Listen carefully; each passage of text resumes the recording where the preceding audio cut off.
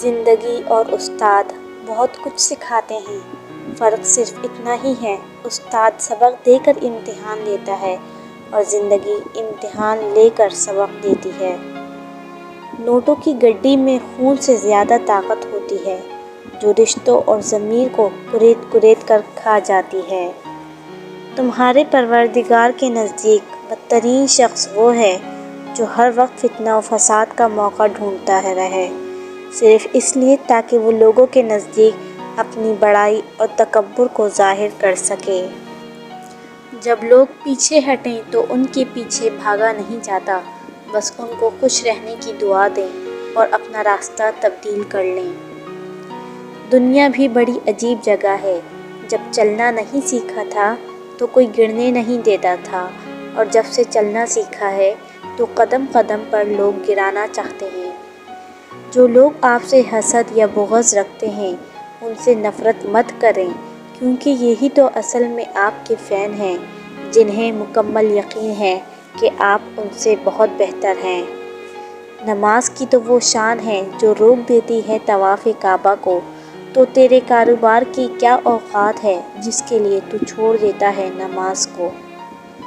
وضو جوانوں کی طرح کرو، نماز بوڑھوں کی طرح پڑھو، اور دعا بچوں کی طرح مانگو۔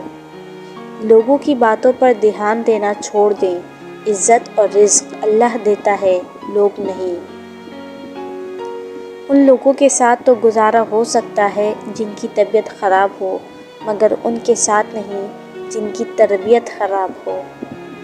میرے نبی صلی اللہ علیہ وآلہ وسلم نے فرمایا، حسن رضی اللہ عنہ اور حسین رضی اللہ عنہ جو جنت کے نوجوانوں کے سردار ہیں، جبکہ میری بیٹی فاطمہ جنت کی عورتوں کی سردار ہے۔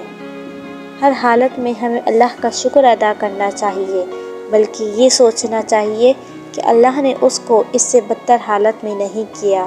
اللہ کی تقسیم پر شکوہ کفر ہے۔ دنیا کی ساری مخلوق اس کے ہی خوان رحمت سے روزی حاصل کر رہی ہے۔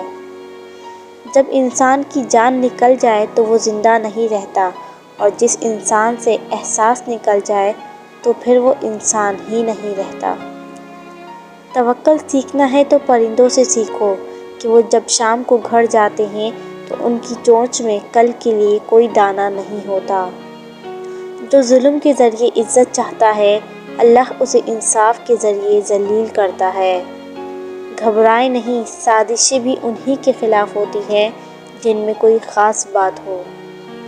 ایسے شخص کو کبھی مت گنوانا جس کے دل میں تمہارے لیے محبت، فکر، عزت اور چاہت ہو۔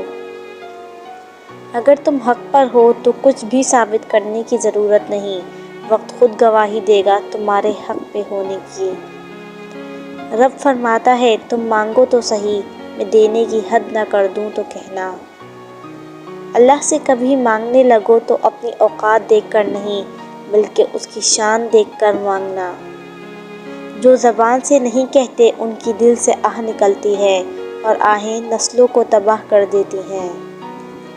محبتیں تو زندگی میں مان بنا کر رکھی جاتی ہیں، اتارے تو بوجھ جاتے ہیں، زندگی سے بھی اور دل سے بھی۔ خاموش رہنا دب جانی کی علامت نہیں ہے، ترجیحات کا فرق ہے۔ ہر بات اور ہر بندہ جواب کا مستحق نہیں ہوتا۔ زندگی میں ایک بات ہمیشہ یاد رکھیں، مکھن لگانے والوں کے ہاتھوں میں ہمیشہ چاقو ہوتا ہے۔ حضرت علی رضی اللہ عنہ نے فرمایا، دنیا میں سب سے زیادہ وہ لوگ سکون میں رہتے ہیں جو مشکل وقت میں کہتے ہیں، میرے لیے بس اللہ ہی کافی ہے۔